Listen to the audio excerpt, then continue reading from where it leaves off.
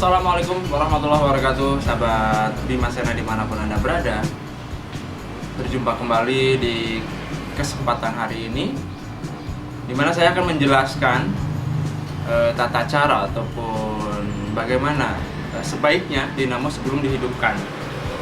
Ini khususnya untuk para pemula ya, yang baru mengenal mesin jahit ataupun baru beli mesin jahit, namun kondisinya belum tahu, belum paham. Artinya ada sesuatu yang harus dibenarkan ataupun sebelum dinyalain. Nah, itu dinamo harus kita lihat kondisi posisi injakannya, itu harus tuas angkatannya, tuas injakan ya, itu harus menghadap ataupun mengarah ke atas, nggak boleh ke bawah. Nah, itu nantinya kalau memang begitu dinyalain ternyata injakannya sudah menghadap ke bawah ataupun sudah menekan ke bawah, itu akan terjadi dengungan, dinamo tidak bisa berputar dan akhirnya itu terjadi letupan kapasitor ya. Kenapa? Karena kapasitor itu untuk menghidupkan gigi gendeng baling-baling ya, baling-baling utama yang menghidupkan nantinya ke arah puli. Sebelum di start ternyata sudah diinjak, maka gigi gendeng itu nggak bisa memutar karena udah berat. Nah, disitulah awal mula terjadi letupan ya, letupan dari kapasitor. Nah, sebaiknya sebelum dinyalain injakan-pijakan itu harus dihadapkan ke atas biar maksudnya gigi gendengnya itu bisa memutar terlebih dahulu. Setelah putar baru bertenaga bisa memutarkan puli ke arah mesin jahit ya. Diibaratkan ini gigi gendeng, nah ini adalah kanvas ya. Jadi kalau misalkan gigi gendeng belum muter, ternyata kampasnya sudah ngerem, artinya sudah merapat, itu gigi gendeng nggak bisa putar, dia berat. Yang akhirnya memaksa kapasitor mengumpulkan tenaga lebih berat, dan kalau terlalu kuat juga tekanan antara gigi gendeng dan kanvas, itu akan terjadi letupan, yang akhirnya akan terjadi berasap ya, kapasitornya berasap, akhirnya terbakar. Nah, itu disitulah yang harus kita perhatikan, terutama untuk para pemula ya, khususnya yang baru mengenal mesin jahit konvensional gitu, sob.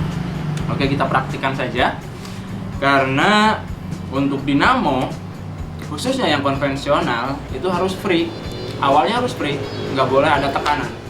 Jadi contohnya seperti ini.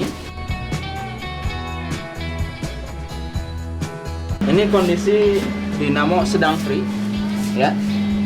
Nah, ini sebaiknya harus keadaan rata,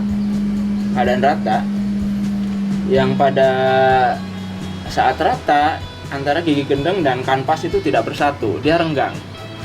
Nah, ketika ini dipijak ya, artinya ini dipijak, itu kanvas dan gigi gendeng merapat, yang akhirnya pulinya berputar gitu. Nah, di saat pertama kali kita menghidupkan, ini posisinya nggak boleh begini.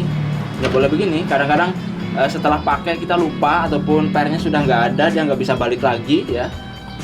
Begitu dinyalain, kondisi tuasnya seperti ini, maka akan terjadi berat dan hanya mendengung saja. Yang lama-kelamaan akan terjadi letupan di area kapasitor, berasap ya. Nah, di situ awal mula terjadinya letupan. Nah, setelah meletup, lama-kelamaan kapasitor sudah tidak bisa menahan arus listrik, yang akhirnya langsung ke lilitan, sambungan lilitan terlebih dahulu yang dihajar, baru disitulah dinamonya terjadi kebakaran lah, artinya gitu. Namun di sisi lain, walaupun dinamonya posisinya begini, tapi ketika dinyalain ternyata masih bisa putar. Nah, itu menandakan kapasitor masih kuat. Tapi kalau sudah nggak kuat, posisi start pertanyaan begini, itu akan terjadi letupan asap ya. Nah, makanya cari aman saja sebelum dinyalain. Kondisi injakan tuh harus diposisikan ke atas ya. Dan ini per ini juga sangat berguna, biar maksudnya ketika diinjak itu bisa balik lagi gitu ya, bisa balik lagi gitu. Ini pernya harus dipakai. Nah, biasanya ada yang nggak dipakai itu kan, karena dia udah tahu sih, begitu dinyalain dia injak dulu, baru setelah ininya sudah normal, putar sudah normal, baru dilepas. Nah, gitu. Jadi intinya itu untuk para pemula khususnya, sebelum dinyalain misalnya ini dinyalain ya. Nah, gitu. Kita cek dulu area sini, ataupun bisa kita raba dengan kaki ya. Kalau udah diinjak begini berarti ini tuasnya udah nggak pasti ngangkat ke atas, itu udah aman. Tapi kalau kondisinya pernya sudah hilang misalkan ya, ini tuasnya sudah terlalu ke bawah, nah, taruhlah begini, ketika dinyalain akan terjadi masalah. Makanya kita harus perhatikan juga. Jadi jangan asal nyalain dulu ya. Terlebih dari laharnya udah karat, kapasitornya udah lemah, itu akan cepat sekali terbakar, ataupun akan cepat sekali dinamo rusak gitu.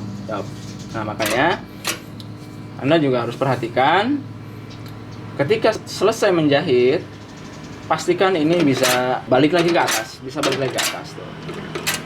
Nah, kalau misalkan pernya hilang, itu bisa diganti dengan karet kolor elastik ya. Kita belitkan ke sini.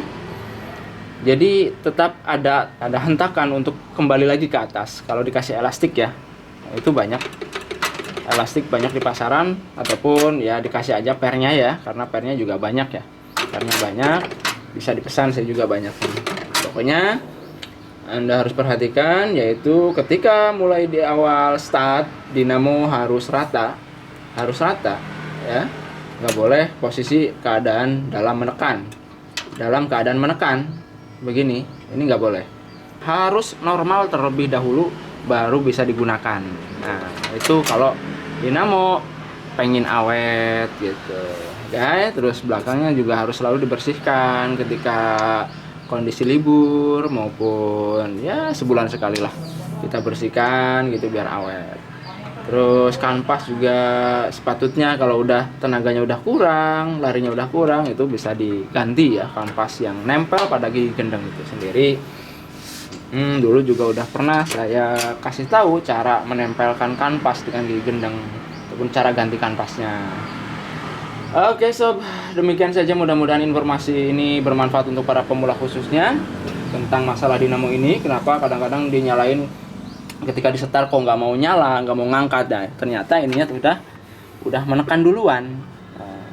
Ini berbahaya, sangat berbahaya. Mendingan kalau deket bengkel gitu kan, ini kalau jauh kan repot. Nah, sebaiknya kita awet-awet aja penggunaannya, terutama untuk awal start dinamo gitu. Jangan lupa untuk subscribe channel Bima Sena agar selalu memberikan informasi yang bermanfaat untuk mesin-mesin Anda khususnya ya. Sukses selalu, salam happy.